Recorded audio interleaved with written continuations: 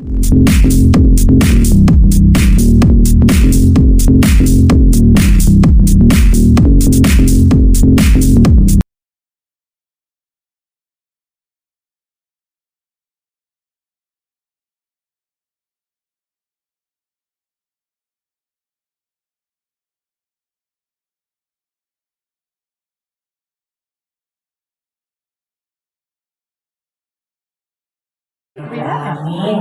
Pada hari ini kita bisa berkumpul bersama dalam kasih sayang dan lindungan dari Allah Subhanahu wa taala, Tuhan sekalian alam.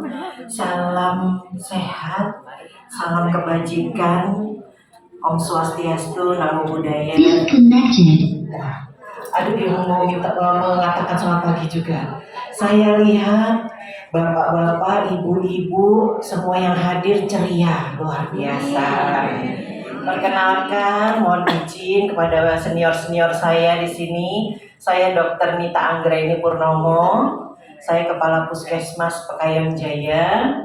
Hari ini saya mohon izin untuk memberikan materi mengenai diabetes mellitus dan sindrom metabolik. Mohon maaf saya di sini karena katanya mic-nya lebih kencang di sini, benar ya? Oke, boleh pantun dulu nggak? Kita sersan ya, serius tapi santai. Ada 8 slide sebetulnya ya. Nanti kalau saya perlu berinteraksi saya akan turun ke sana. Supaya apa? Supaya saya jalan ke sana kemari juga. Tetap aktif bergerak ya. Pantunnya nyontek, baru lihat tadi pagi. Yang bulat seperti saya jangan tersinggung. Ini cuma pantun mengingatkan kita. Bulat berpenyakit bukan bulat sehat. Kandungan gula darah pun naik bertingkat-tingkat. Coba periksa darah, walaupun hati terasa berat. Cegah diabetes sebelum melarat. Oke, satu lagi boleh ya? Oke, apa ya? Oh, ini aja deh. Dari Bekasi menuju Palembang. Bersama nyonya juga tuan. Makanan bergizi harus seimbang. Badan tumbuh sehat, kantong berkembang. Oke, yuk kita mulai pelajaran hari ini ibu-ibu. Semoga menarik ya pelajarannya. Pertama mengenai diabetes. Saya memang tidak melihat slide-nya, tapi mungkin saya sambil lihat supaya nggak beda banget ya. Oke, penyakit diabetes mellitus. Kalau dari slide sini mungkin nanti bisa dibaca. Tapi yang saya ingin tegaskan ada 2 sebetulnya jenis diabetes mellitus. Kalau bahasa kedokterannya diabetes mellitus insulin dependent, itu tipe 1. Yang kedua adalah insulin non dependent atau tipe 2 ya. Semuanya diabetes mellitus itu hampir sama sebetulnya, tapi penyebabnya yang berbeda. Yuk kita sekarang baru lihat kepada slide-nya secara harfiah. Apakah penyakit diabetes mellitus tersebut?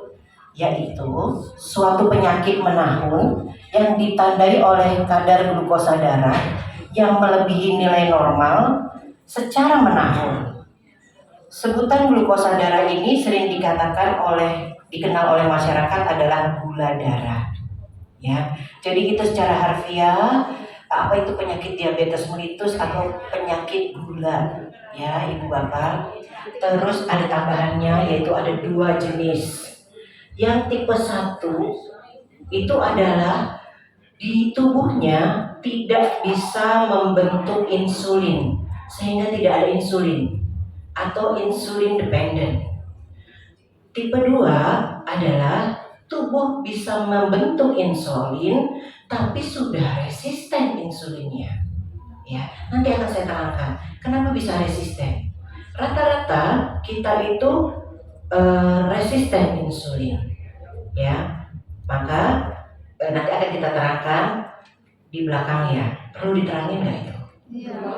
Oke. Karena kalau di slide ini cuma 4 slide ya. Gejalanya Bapak Ibu ada yang tahu?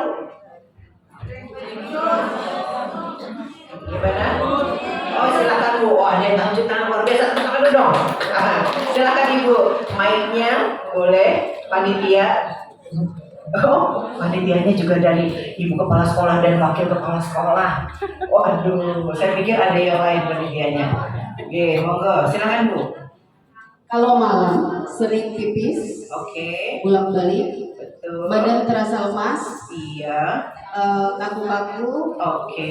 terus ngantuk terus dan lapar selalu. Itu aja. Ayo siapa yang udah punya tanda-tanda tersebut? Terima kasih Ibu, jawabannya betul. Tepuk tangan dulu dong. Dengan Ibu siapa? Ibu Popi. Ibu Popi dari mana Ibu? Wah, orang Ayon. Wah, ini warga saya nih. Luar biasa Bu Popi, terima kasih ya. Oke, kita bahas. Tadi Bu Popi bilang kalau malam sering pipis. Nah, sebetulnya tidak hanya kalau malam. Sering pipis atau poliuri. Di balik kenapa bisa sering pipis, gula itu dia menarik cairan, Ibu. Cairan gula itu darah yang mengandung tinggi gula itu dia menarik cairan, sehingga ginjal membuang, dia akan memproses untuk dibuang secepatnya. Kalau berlebihan nggak mau ginjal juga ada di tubuh kita, itu tugasnya si ginjal, sehingga kita jadi kepengen pipis atau poliuri. Maka orang yang kena gula salah satunya kulitnya tidak glowing, tidak lembab. Kenapa begitu? Cairannya ditarik oleh gula, ya. Nah itu kenapa jadi poliuri. Kenapa malam? Karena sensitivitas daripada kandung kemih tinggi. Normal kita pipis itu kandung kemih itu mulai terisi penuh itu 3 jam kurang lebih, ya. Nah seperti itu poliuri. Sudah terjawab ya kenapa jadi pengen pipis melulu? Karena gula tadi menarik cairan. Kenapa bisa menarik cairan? Gula itu pekat. Dia di dalam pembuluh darah nggak mau pekat. Pembuluh darah kita itu pinter, dia nggak mau pekat. Kalau pekat, dia takut ada nanti yang nempel. Membayangkan pembuluh darah itu contoh seperti paralon atau kabel yang lentur. Ya Bapak Ibu, kabel atau paralon yang lentur, dan kalau dia pekat, kotoran atau apapun materi di dalam paralon tersebut itu nempel di dalam paralon atau apa ya namanya ya, kabel tersebut gitu, sehingga pembuluh darah nggak mau seperti itu. Oke. Apalagi tadi cepet capek ya. Jadi sebetulnya gula itu berguna nggak buat tubuh kita? Berguna. Untuk apa? Untuk energi, ya. Tapi berguna kalau adanya di mana? Di otot. Kalau dia adanya di pembuluh darah, terkonsentrasi di situ dan tidak bisa ditransfer kepada otot, maka dia bukannya tidak berguna, malah membebani tubuh. Kenapa cepat capek? Karena insulinnya nggak bisa kerja itu insulinnya. Baik kepada kalau yang tipe 1, dia tidak ada insulin, tidak produksi insulin dengan cukup. Karena biasanya kelainan atau kerusakan pankreas. Tapi kalau tipe 2 itu biasanya selnya selnya resisten insulin. Ya. Kenapa bisa resisten? Resisten itu artinya dia nggak peka sama insulin lagi, marahan, betekan sama si insulin. Kenapa begitu? Ayo mau tahu nggak kenapa? Karena seumur-umur selalu dibanjiri insulin. Kenapa dibanjiri insulin? Senangannya ngemil ya dokter Nita. Jadi gulanya ada aja. Apa dia gula turun katanya. Saya otot-otot sel itu dia tuh sama insulin. Kalau nggak nih aku berkawan sama diri lelah katanya. Gitu. Nah itu. Jadi resisten insulin. Sehingga gula di dalam darah tidak bisa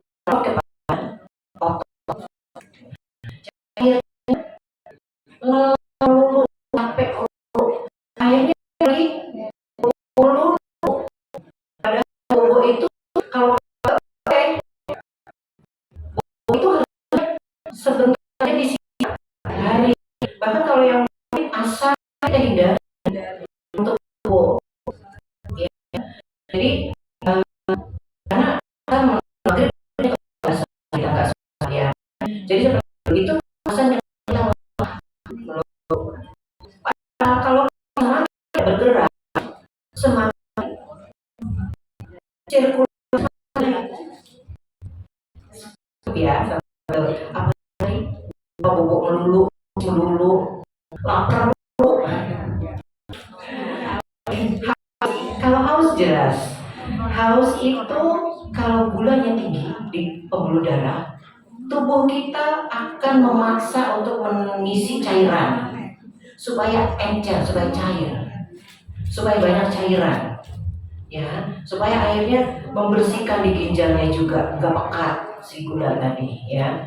Kalau lapar, ya lapar itu sangat kompleks. Ada berbagai macam hormon yang mengendalikan itu, termasuk beberapa kebiasaan. Kalau saya cerita ini bisa sampai besok. Karena bukan apa-apa, dokter Nita juga memecahkan untuk supaya nggak lapar mulu itu gimana. Oke, apalagi yuk sekarang slide berapa Bu? Baru slide pertama ya. Nah, saya bacakan tadi gejala umum diabetes ya. Sudah betul tadi Ibu cantik dari RW 12 jawabannya. Sudah betul.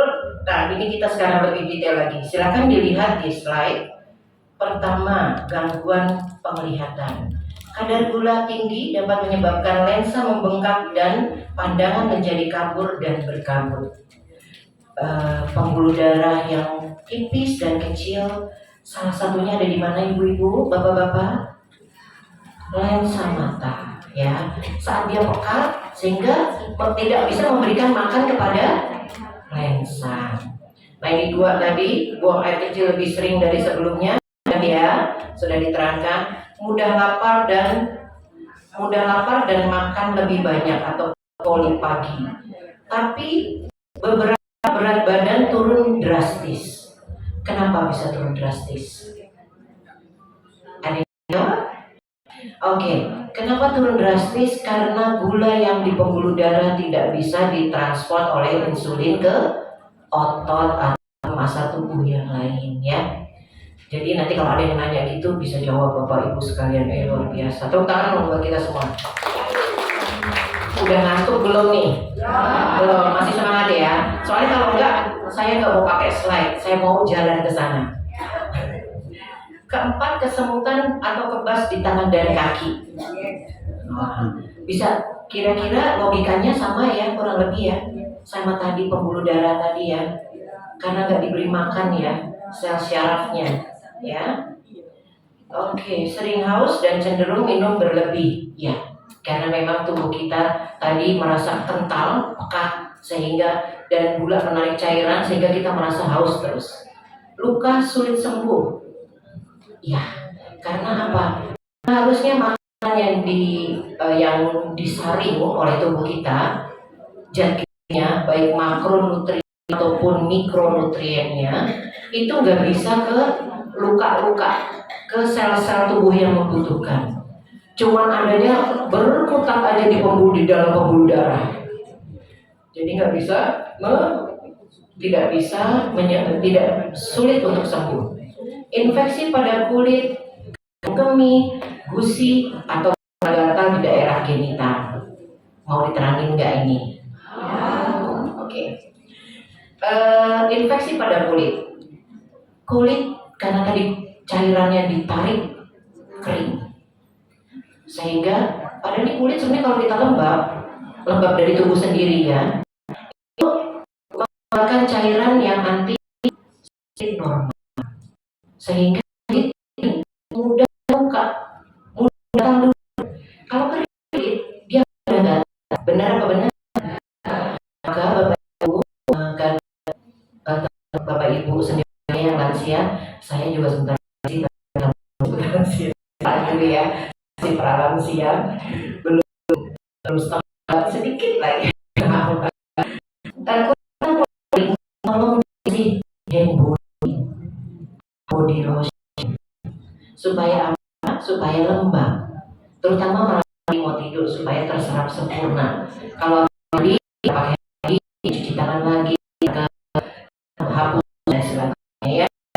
Terutama rutin di apa yang bagus saya yang ada pemutihnya ya. Soalnya kalau ada pemutihnya kulit kita jadi tambah sensitif karena pemutih itu biasanya dia mengikis lapisan kulit. Kenapa kandung kemih atau gusi bisa gatal-gatal? Nah ini untuk laki dan perempuan agak berbeda. Untuk perempuan lebih dekat dia terhadap saluran ini. Jadi alat kelamin wanita itu jaraknya itu pendek dari luar ke dalam. Nah itu kotoran luar mudah. Buat ibu-ibu nggak apa-apa ngomong ya udah pada lansia kan ya. Belum ada gadisnya nih ya supaya pasangan atau bujang ya. Yang memang merasa belum punya pasangan silahkan ya. Ibu yang sudah lansia, pralansia sudah kadang-kadang mengalami kekeringan di area kewanitaan.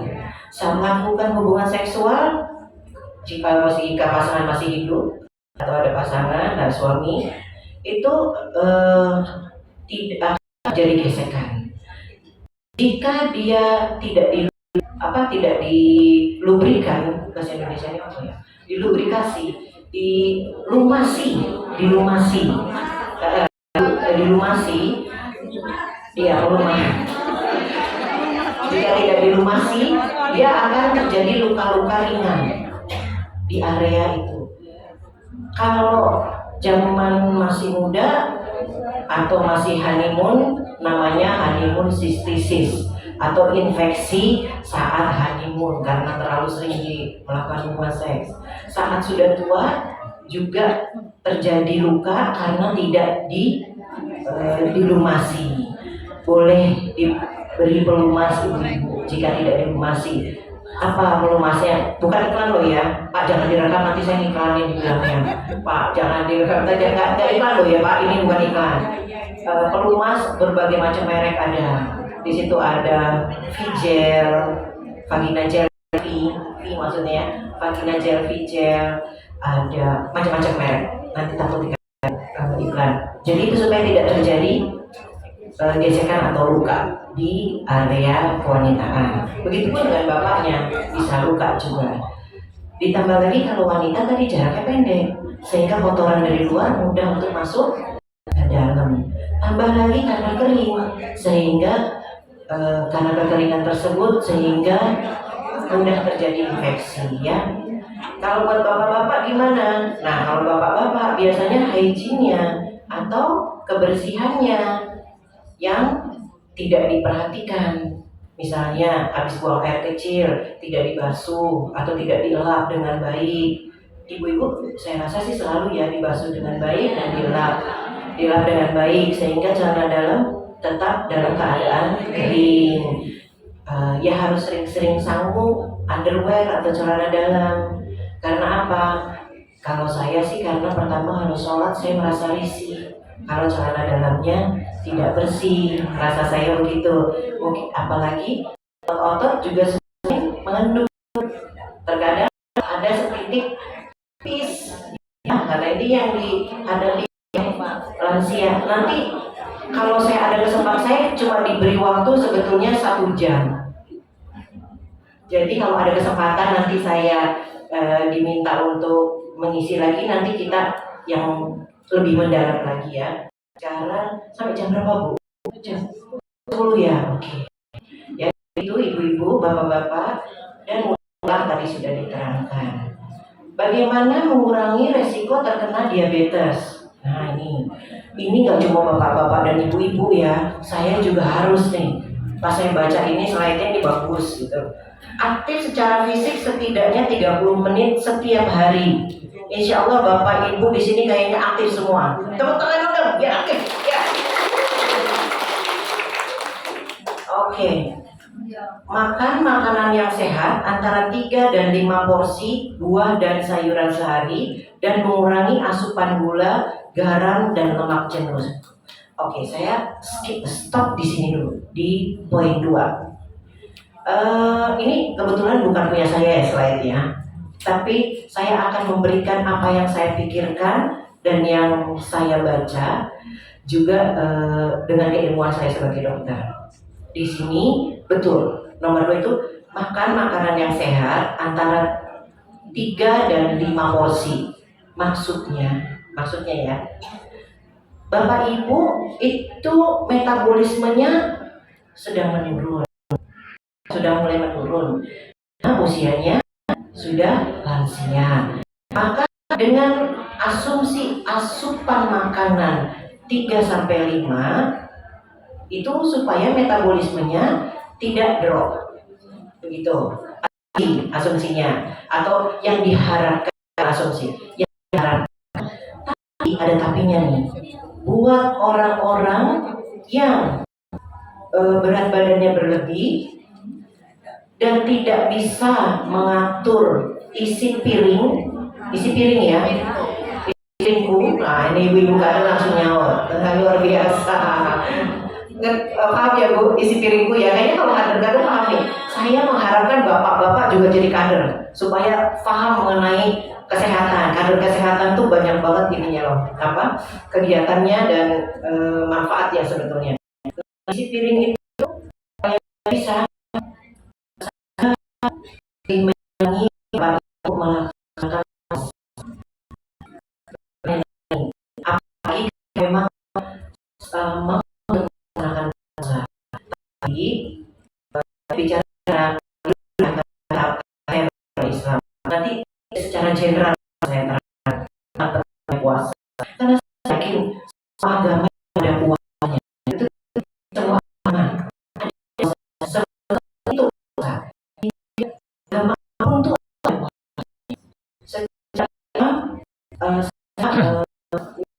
tolong Bapak Ibu laksanakan puasa sesuai anjuran Nabi. Cara berbuka, cara sahurnya. Mungkin saya ikut pengajian, saya itu pahami. Tapi kalau muslim, kita puasa itu dry fasting, puasa kering 12 jam biasanya. Dari itu sehat. Dan apabila kita tidak memasukkan makanan atau kalori lebih dari 12 jam, itu sel tubuh kita akan melakukan efisiensi. Penasaran nggak?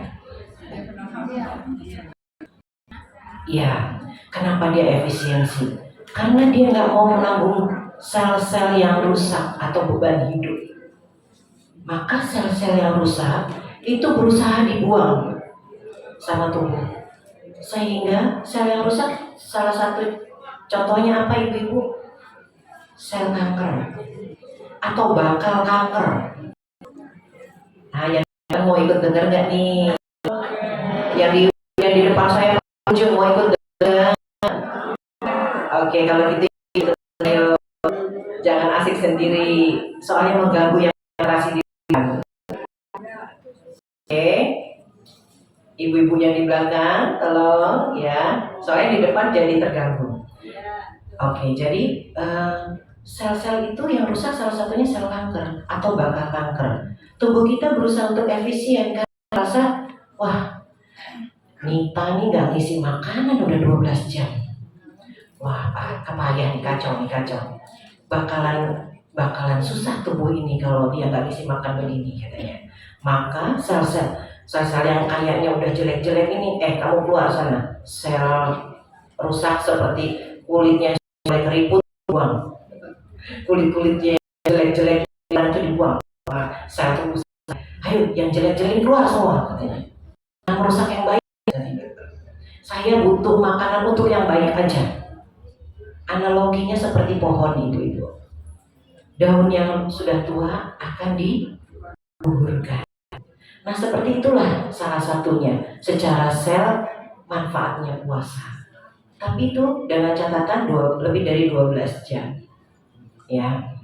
Ada namanya autofagi atau memakan sel tubuhnya sendiri yang rusak. Maka kalau di Islam kita pas bukanya jangan sama yang manis kebalik ya, harusnya sama yang manis berbuka, jangan sama yang manis. Mau dengan manis harus tinggi serat, salah satunya kurma atau buah ya. Kurma itu banyak magnesium, potasium, buah juga banyak, boleh silahkan. Tapi dengan asumsi apa? Asumsi dengan tujuan apa? Jangan asumsi ya, dengan tujuan apa? Supaya gula darahnya agak naik. Buah itu mengandung glukosa berupa fruktosa, ya, fruit buah, ya, itu mengandung itu.